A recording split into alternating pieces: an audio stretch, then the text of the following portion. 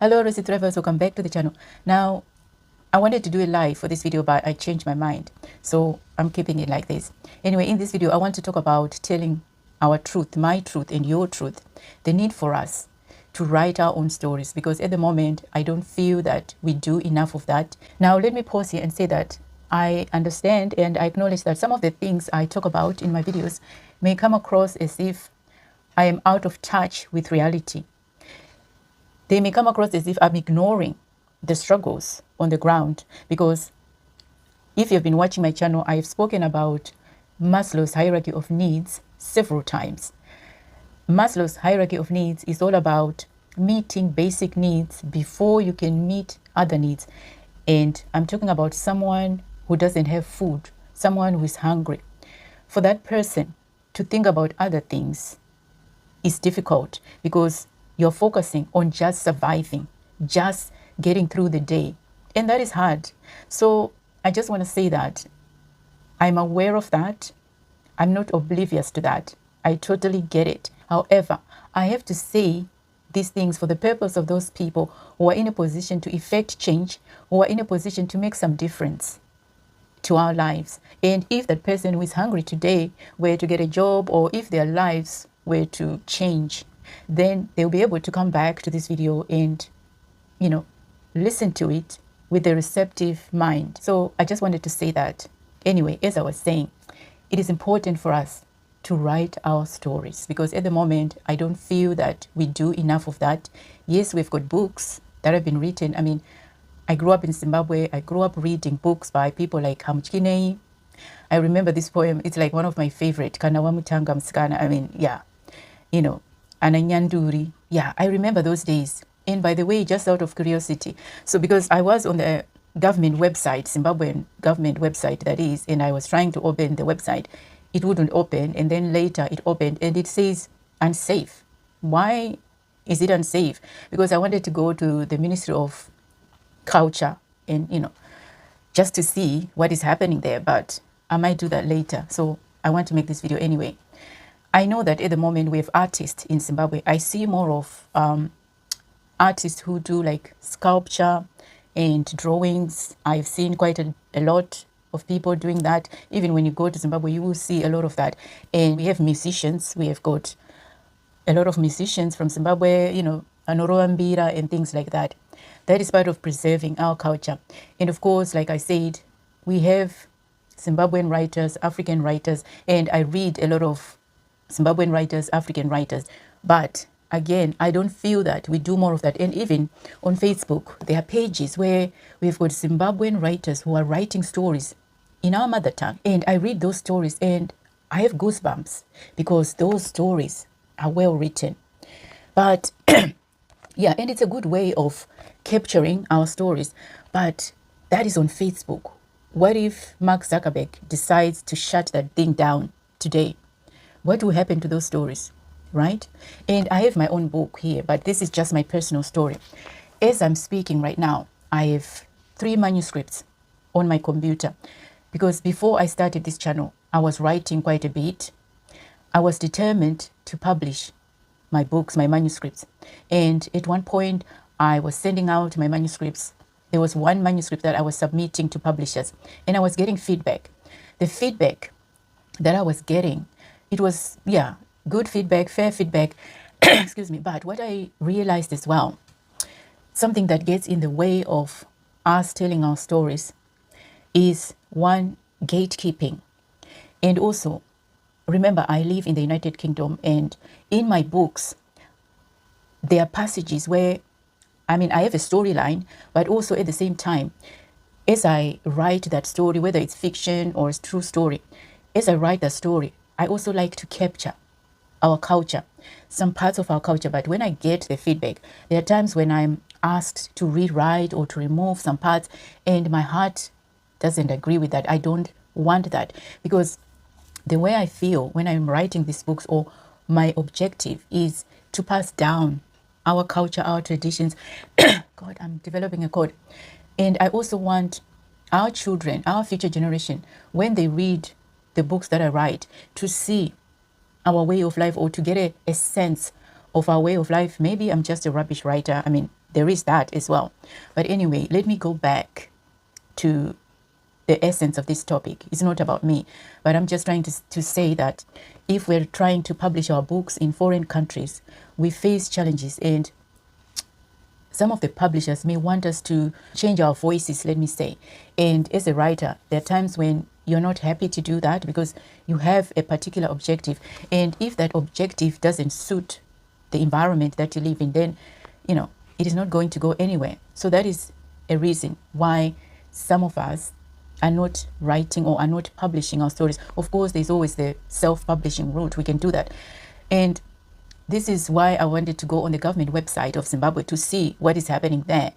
I know there's an article that I read a while back where it was in the Herald, where that ministry that deals with that was trying to encourage writers to write more. And also, one thing I've noticed as well, as Africans, as Zimbabweans, we don't read. Yes, we have people who read, but we don't read enough. We spend a lot of time on social media, insulting each other, and missing the most important thing. Because, mind you, the years are rolling by. I'm not going to get any younger. You're not getting any younger. Do we think about our children? Do we think about our future generation? Because back in the olden days, our ancestors used to pass down our history, our stories, through oral, through storytelling. Someone said in the comment section that our ancestors did not write statistics and so on. That is true, but they also had their ways, and during that time, storytelling worked. And I would also want to say that as well. If you go into history, even right now, if you go to Zimbabwe, you will find, if you go to caves in Zimbabwe, in some parts of Africa as well, you will find that our ancestors left us some writings, some unique writings. You will find some drawings on the rocks and some writings. So our ancestors wrote something for us. It's just unfortunate that some of these things were destroyed. This is why I'm always emphasizing that we should know our history. We should research, not the history we were taught in school. Because, you know, if you are of my generation or way before that, during the colonialism days, some of the history was whitewashed. So this is why it is important for us to dig, like to know exactly what is the truth. Yes, it is correct that our ancestors did not write the books that we write today, but they did leave us something.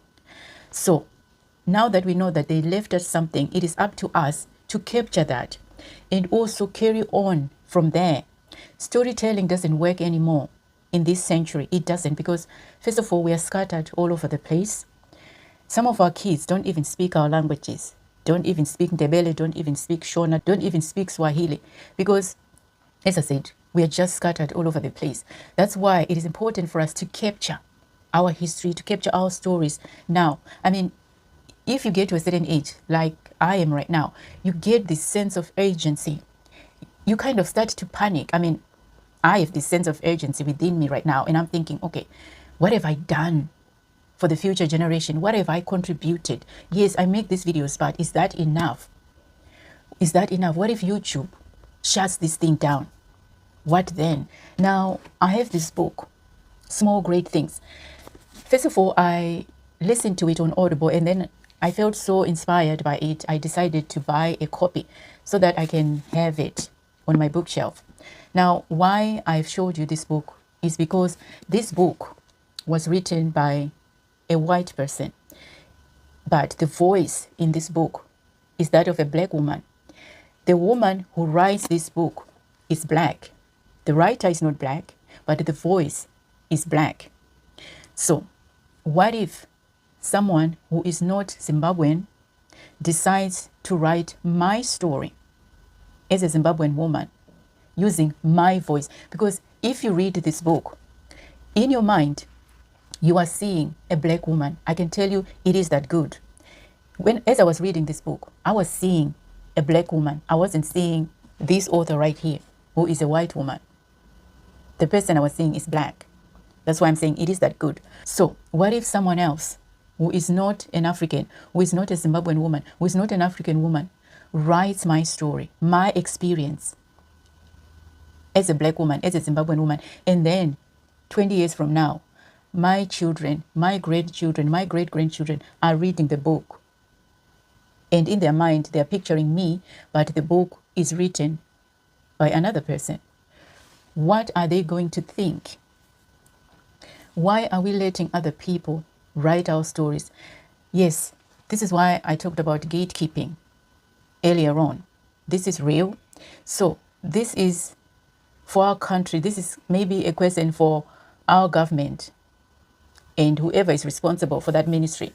I know they're doing work there. As I always say, work is done, but I feel we need to do more in that area. So my question is, what are we doing as Zimbabweans, as Africans in that area to capture our stories? I know that some of us don't really take this seriously because in their minds, they're thinking this doesn't put food on the table. But there are far-reaching implications of not capturing our stories. Everything is linked. Everything will come down to that food that is on the table. Because if we don't capture our stories, other people will forever be telling our stories, telling stories that are not correct, that are not based on reality, that are not true about Africa, about Zimbabwe. And people will continue to have those perceptions about our countries, negative perceptions, and misinterpreting our culture, our traditions, and looking down on us because clearly we are failing to capture our own culture. So what message does that send? We are relying on other people to write our stories, to tell our stories. That doesn't inspire respect. It doesn't. Everything is interconnected, whether we believe it or not. Everything is connected. In my other video, I talked about how the perceptions, the global perceptions, influence our economy, Africa's economy. Everything is connected.